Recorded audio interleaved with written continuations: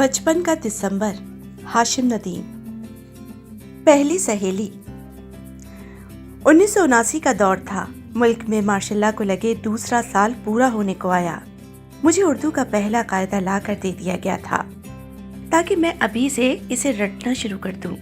मैं यानी इबाद खान उर्फ आदि अपने घर में सबसे छोटा था और मुझसे 2 साल बड़ी अम्मारा और फिर उससे 2 साल बड़े फारान भैया थे, जिन्हें सब प्यार से फारी कहते थे, लेकिन मेरे लिए वो बड़े भैया थे।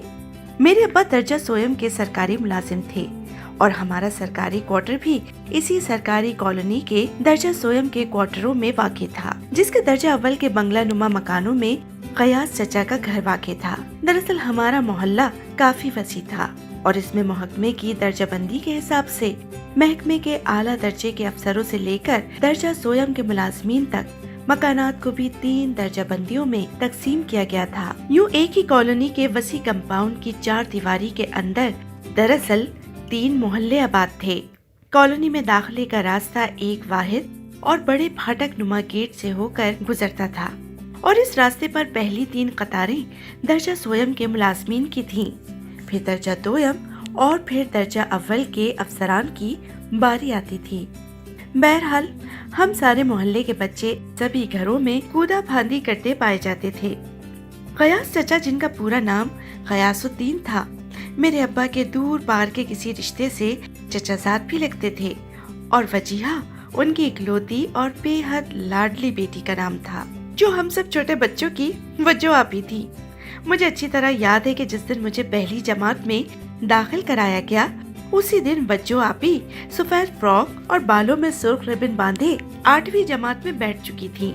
गयास चचा ने उनका दाखिला शहर के सबसे आला और महंगे अंग्रेजी मीडियम स्कूल में करवा रखा था और रोज सुबह सवेरे करमदीन करमू का तांगा उन्हें स्कूल ले जाने के लिए ठीक 7:30 बजे भोंपू बजाता हुआ मोहल्ले के फाटक से अंदर दाखिल होता।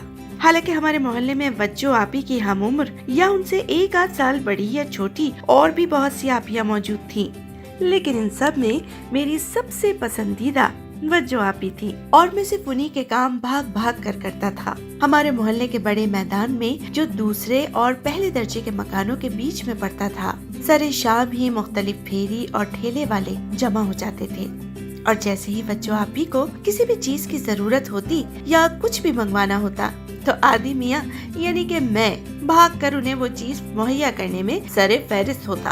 कभी मैं फालसे वाले की पत्तों की टोकरी लिए बच्चों के सहन में पहुंचा होता कि वो टोकरी में से अच्छे और ताज़ा फालसे छांट लें, तो कभी बर्फ मलाई वाले से कुल्फियाँ या गोले गंडे वाले से बर्फ के गोले पर उनके पसंदीदा रंगदार शरबत डलवाकर उनके घर की जानिब दौड़ा जा रहा होता। लेकिन ये सब कुछ तभी होता जब गयास चचा घर पर नहीं होते थे या अपने मुताले के कमरे में बंद होकर मुताला कर रहे होते, क्योंकि उनकी मौजूदगी में इन तमाम चीजों की रसद वज्जो आपी तक पहुंचाना बहुत मुश्किल हो जाता। गयास चचा को ये ठेले वाली चीजें बिल्कुल पसंद नहीं थी, क्योंकि उनका ख्याल था कि इन चीजों को खाने से बच्चे बीमार हो जाते हैं। हालांकि हम में से कोई भी बच्चा आज तक इन चीजों से बीमार नहीं पड़ा था, लिहाजा वो भी मुझे इन ठेले वालों से हमेशा दूर रहने की तलकीन करते और मैं मासूम सी सूरत बनाए सर हिलाता रहता। लेकिन जैसे ही गयास चचा नजरों से ओझल होते, मुझे और वज्जो आपी को अपनी मनमानी का मौका मिल जाता। ऐसे में वज्जो आपी की अम्मा यानी सकीना खाला हम दोनों को रोकती ही रह जाती और हम तब तक सारे फालसे, जामुन, बेर या रसभरी की टोकरी चट कर चुके होते। वैसे भी सकीना खाला बहुत नर्म दिल थी और वज्जो से तो आज तक उन्होंने ऊंचे लहजे में बात तक न की थी। लिहाजा ऐसे में अगर गयास चचा कहीं सरकारी दौरे पर 2-4 दिनों के लिए कहीं शहर से बाहर चले जाते, तो मेरी और वज्जो की तो चांदी हो जाती। तब वज्जो मेरे जरिए ठेले वाले को बिल्कुल अपने घर के दरवाजे के सामने बुलवाती और अगर कोई छोटी फेरी या टोकरी वाला होता, तो वो टोकरी समेत घर के बड़े सहन में मौजूद होता और हम दोनों इत्मीनान से और बड़े शाहाना अंदाज में उसका माल उड़ाए जाते और सकीना खाला अरे अरे करती रह जाती।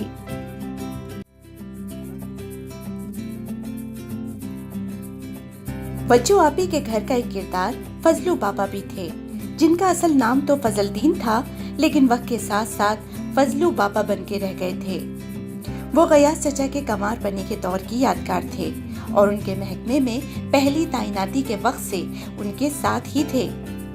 तब गयास चचा ने मजबूरन किसी दूसरे शहर में तैनात होने के बाद उन्हें आर्जी तौर पर अपने घर के कामकाज के लिए भर्ती किया था, लेकिन तब से वो गयास चाचा के होकर रह गए। गयास चाचा पिछले 30 सालों से जहाँ भी गए फजलू बाबा उनके साथ ही रहे और अब तो वो उनके घर का एक मुस्तकिल हिस्सा बन चुके थे और घर की पिछली जानिब बने सर्वेंट क्वार्टर में ही रहते थे। बच्चों उन्हें दुनिया में सबसे ज्यादा प्यारी थी और वही सबसे ज्यादा उनके लाड भी उठाते थे। इसलिए अगर कभी गलती से मुझसे या बच्चों से कोई ठेले वाला छूट भी जाता तो वो आकर चुपके से कभी मेरे और कभी बच्चों के कान में बता देते कि बाहर भुट्टे वाला घूम रहा है, या फिर नमकीन चने और मीठे मुरमुरे वाला कुछ ही देर में मोहल्ले से निकल जाएगा, जल्दी कर लो जो भी करना है। और दूसरे ही लम्हे मैं मोहल्ले के फाटक की तरफ उड़ा जा रहा होता। बच्चों आपी जब स्कूल से वापस आ जाती और दोपहर को अपना स्कूल का काम लेकर बरगद के पेड़ के नीचे अपने सहन में अपना बस्ता खोलकर किताबें निकाल लेती, तब मेरा महबूब मशगला उनकी ड्राइंग की कॉपी के सफ़े पलट पलट कर सैकड़ों मर्तबा पहले की देखी हुई वो तस्वीर देखना होता था जो खुद बच्चों आपी ने अपने हाथ से बनाई थी। उनकी ड्राइंग बहुत उम्दा थी और तस्वीरों में रंग भरना तो उन्हें खूब आता था। क्या मजाल है कि एक रंग जरा सा भी दूसरे रंग पर चढ़ जाए, और सच तो ये है कि वो जिंदगी के हर मामले में इसी कायदे और सलीके की कायल थी। उनके बस्ते में रखी किताबों की तरतीब तक उनकी नफासत की गवाह थी। जब तक मैं स्कूल में दाखिल नहीं हुआ, मेरा तकरीबन सारा दिन ही उनके स्कूल से वापस आ जाने के बाद उन्हीं के घर में गुजरता था। फिर शाम ढले फारी भैया मुझे ढूंढते ढांढते वहाँ आ पहुँचते और घर वापस ले जाते वक्त सारा रास्ता डराते रहते कि अम्मी शदीद गुस्से में और हाथ में बावर्ची खाने से बड़ा वाला चिमटा लिए सहन में खड़ी मेरा इंतजार कर रही हैं। लेकिन जैसे ही मैं सहन का दरवाजा खोलता और अम्मी पर मेरी नजर पड़ती, मैं भाग कर जाके उनसे लिपट जाता और इससे पहले कि अम्मी मुझे कुछ कहें, मैं फौरन फारी भैया की शिकायतें लगाना शुरू कर देता कि वो मुझे सारे रास्ते डराते और धमकाते आए थे। अम्मी भी दूसरे ही लम्हे सब भूल-भाल बड़े भैया को डांटने लग जाती। कितनी बार कहा है छोटे भाई को यूं नहीं डराया करते, इस तरह बच्चों के दिल में हमेशा का डर बैठ जाता है जो फिर कभी नहीं निकलता, वगैरह वगैरह। यूं हर बार मैं अम्मी की डांट से बच जाता और उनका सारा गुस्सा बड़े भैया पर निकल जाता, जो बेचारे पिछले घंटे भर से मेरी तलाश में पूरे मोहल्ले में हलकान हो रहे थे। बच्चों आपी जब अपने स्कूल का काम कर रही होती थी तो उस वक्त मेरा पसंदीदा मशगला अपनी कच्ची पक्की बनाई हुई तस्वीरों में बच्चों आपी से उनके पानी वाले रंग लेकर रंग भरना होता था।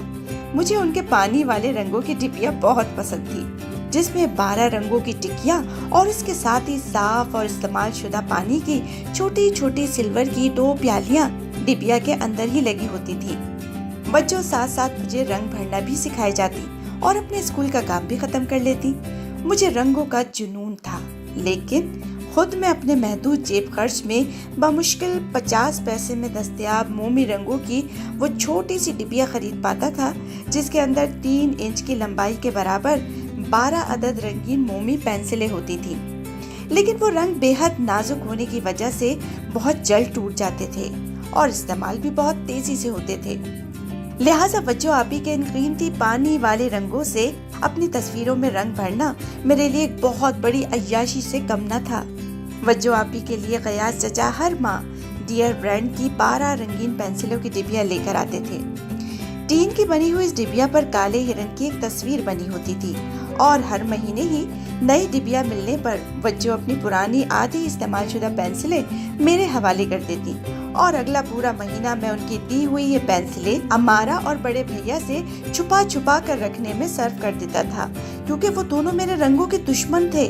बाकी रंगों की तो खैर थी, लेकिन बच्चों के दिए हुए ये रंग मैं किसी कीमत पर किसी और को इस्तेमाल करता नहीं देख सकता। लिहाजा अम्मारा और भैया से इसी बात पर हमेशा मेरा झगड़ा रहता कि मेरे सब्ज रंग की पेंसिल किसने उठाई, ये धानी रंग की पेंसिल ज्यादा घिसी हुई क्यों है, सुर्ख पेंसिल की नोक किसने तोड़ी। अभी तो मैंने ताज़ा घड़ के रखी थी। मुझे तो खुद वज्जो आपी भी किसी नाजुक रंगीन पेंसिल जैसी ही दिखती थी। तीखे और नाजुक से नकूश, गुलाबी रंगत, बड़ी बड़ी सी काली आंखें, सतवा सी नाक और गालों में पड़ने वाले दो छोटे छोटे से गुलाबी गढ़े। गोया हर नक्श ऐसा जैसे किसी मुसव्विर ने बरसों की मेहनत के बाद तेज नोक वाली गुलाबी पेंसिल से जिंदगी के कोरे सफेद कागज पर कोई मूरत उतारी हो। और फिर वो ज़हीन भी इतनी थी कि 5वीं जमात में ही जिला भर में उनकी पहली पोजीशन आई और उनको हुकूमत की जानिब से वजीफा भी मिला। मुझे याद है उस रोज गयास चचा ने वज्जो की इतनी बड़ी कामयाबी पर पूरे मोहल्ले की दावत की थी। तमाम घर को अंदर और बाहर कलई फेर कर सफेदी से चमकाया गया था। माश की दोपहर से कई मर्तबा घर के बैरूनी रास्तों पर छिड़काव कर चुका था ताकि गर्द मुस्तकिल बैठ जाए। नीले, पीले, हरे, सुर्ख और ऊदे रंगों की बत्तियों की चमकती लड़ियों से सारे घर को सजाया गया था। हम सारे मोहल्ले के बच्चों के लिए मैरी बिस्किट के सुर्ख चमकते टिन मंगवाए गए थे जिस पर एक घूमती हुई बच्ची की तस्वीर बनी हुई थी। गयास चचा को नित नए रिकॉर्ड जमा करने का बहुत शौक था और उनके पास हर नई पुरानी इंडियन फिल्म के बहुत से रिकॉर्ड जमा थे। और इस शाम भी उन्होंने खुसूसी तौर पर हेमलता का मशहूर अखियों के झरोकों से वाला रिकॉर्ड इतनी जोर से बजाया कि इसकी आवाज हमारे घर तक भी आ रही थी। उसी दिन से वज्जो आपी मेरी सहेली के तौर पर मशहूर हो गई क्योंकि मोहल्ले के एक बुजुर्ग ने भागते हुए मेरा हाथ थाम लिया था। आदि मियाँ, कहाँ भागे जा रहे हो? मैंने जल्दी से जान छुड़ाने के लिए कहा, वज्जो आपी के घर दावत पर जा रहा हूँ। लेकिन वो बड़े मियाँ तो मुझे छेड़ने के मूड में थे। फिर पूछने लगे, भला ये वज्जो आपी तुम्हारी कौन है? मुझे जल्दी से और कुछ रिश्ता तो सूझा नहीं, इसलिए बोल पड़ा, मेरी सहेली। बस जी, फिर क्या था। वो बड़े मियाँ तो खुद तो हंसते हंसते लोटपोट हुए ही साथ उन्होंने फौरन ही पूरे मोहल्ले में मनादी करवा दी कि वज्जो आदि की सहेली है। फिर तो जिसे भी देखो मुझे रोक रोक कर यही पूछता, हाँ भाई, आदि की सहेली कैसी है? खुदा बचाए इन भड़ों की शरारतों से। एक बार किसी बात के पीछे पड़ जाएं तो फिर इसका पतंगड़ बनाने में इनका भी जवाब नहीं। पहला स्कूल कैसा था, अगली एपिसोड में बताएंगे।